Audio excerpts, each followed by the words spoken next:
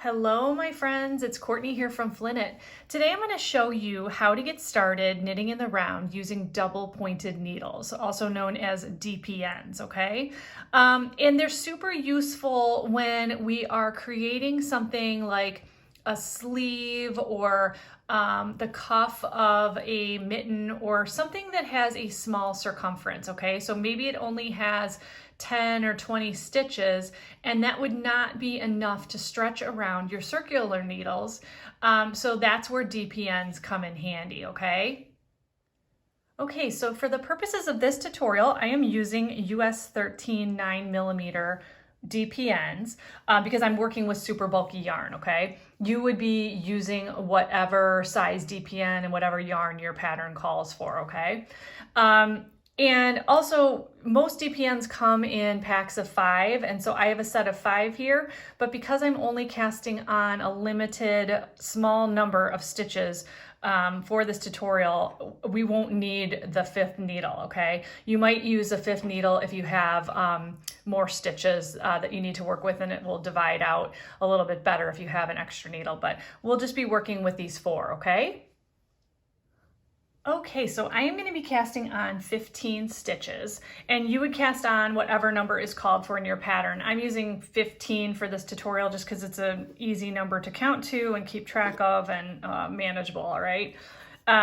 So you just grab one of your dpns, and we're going to cast all 15 stitches onto this one dpn to start, okay? So let's get those cast on.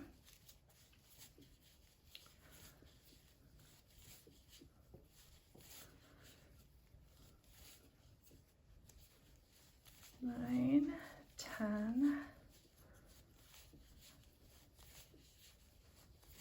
13, 14, 15. Just going to double check that for us. 2, 4, 6, 8, 10, 12, 14, 15. Okay, 15. And for any of you who use circulars and use the invisible join method, that's the same method that I use.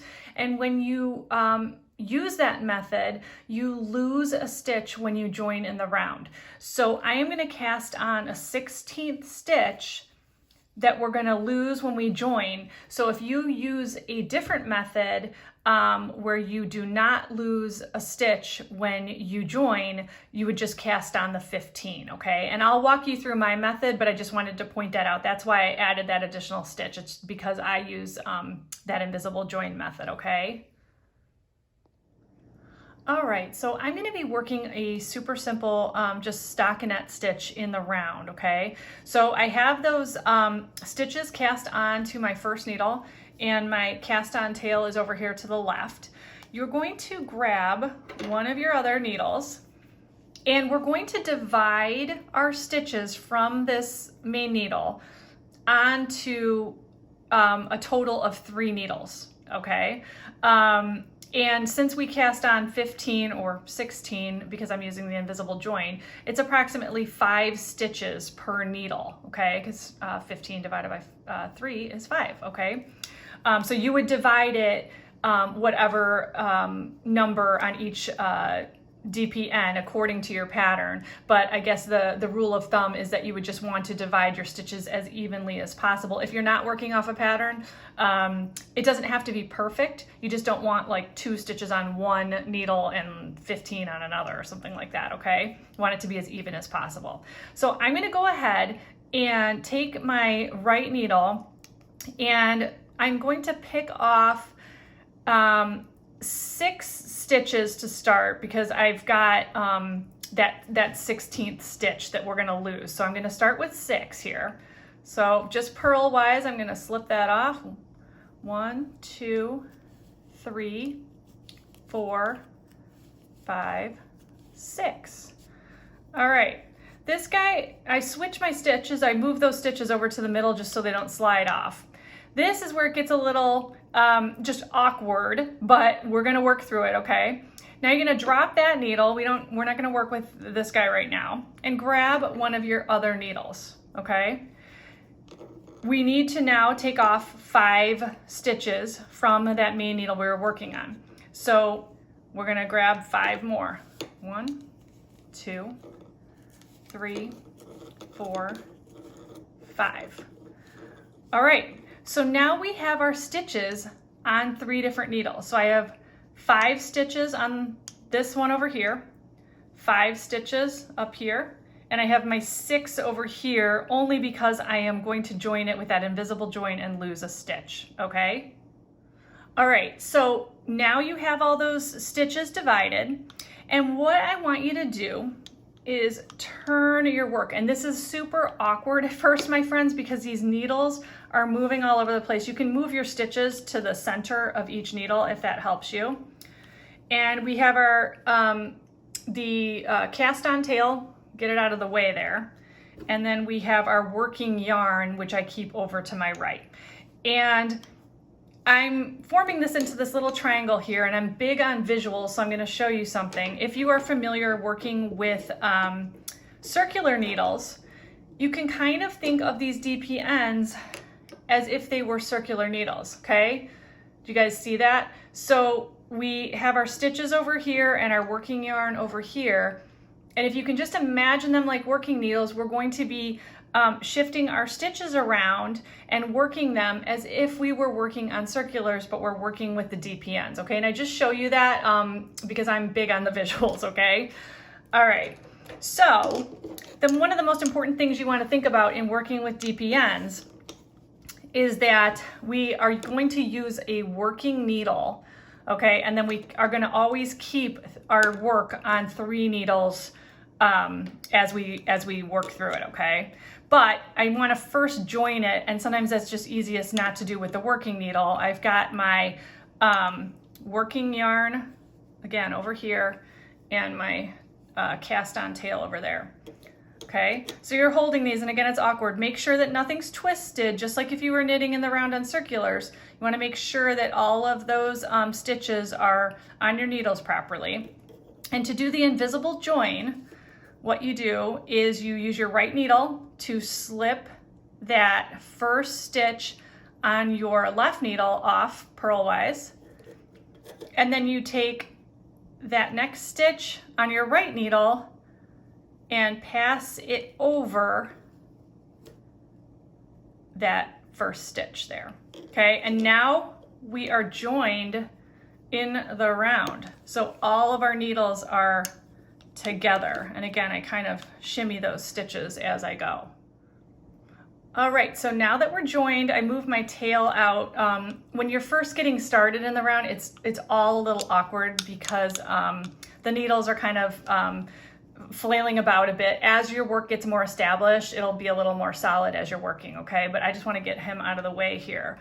And unlike knitting in the round where you have a stitch marker at the beginning to mark the beginning and end of each round, because we're doing a super simple stockinette stitch, I just use the tail to indicate the end of my round. So every time I get to this point where the tail is on that, closest to that first stitch on my right needle, I'll know I've completed 1 round, okay? Just something to keep in mind as you go. So in order to get started, you're actually going to work with that 4th needle. And this is important because sometimes you'll forget and all of your stitches will go onto the wrong needle. All right. But what we want to do is use that 4th needle as our working needle. Okay. So just like I was knitting, I'm going to insert my needle into that first stitch on my left needle. Now this guy wants to get in my way. Just ignore him, okay? He's not, we don't need him right now. You're gonna grab that working yarn just like you were knitting, just because we are knitting here. And you are going to loop it around your working needle and knit the stitch off your left needle, okay? So the problem is we've got all these different needles. You're only paying attention to your working needle and that left needle, okay? So I'm gonna knit the next stitch. Okay, got these other 2 needles in my way, but I'm not paying attention to them, okay?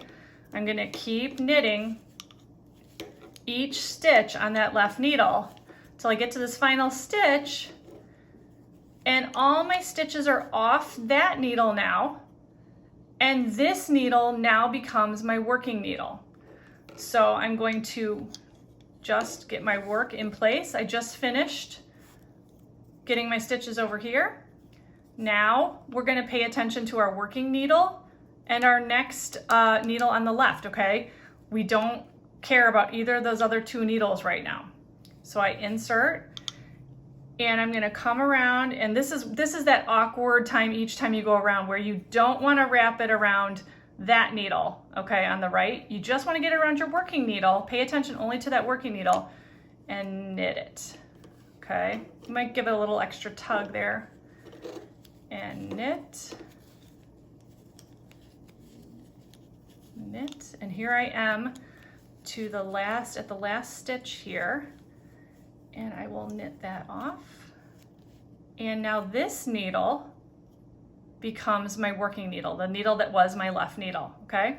So I transfer it, I'm gonna transfer it into my right hand here. I'm going to shift my stitches on this next needle down so I can work with them more easily. And I'm gonna insert it. Again, I'm only wrapping around that working needle.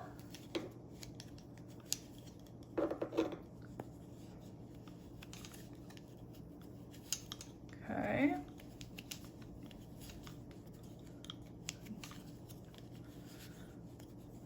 And now we're done with that. And that left needle becomes our working needle again, okay? And here is the tail, so I know that I have reached the end of my first round. Okay, so we've done that first round, and I'm going to transfer that needle that was in my left hand now into my right. And again, because we're working just in simple stockinette, we're just gonna keep going around and around. And the trickiest part really is each time that we start knitting, because you've got all those different needles going on. Again, just pay attention to that working needle, okay? I am going to knit a few more rounds and meet you back here to show you what your work should look like after we've made a little more progress on it, okay?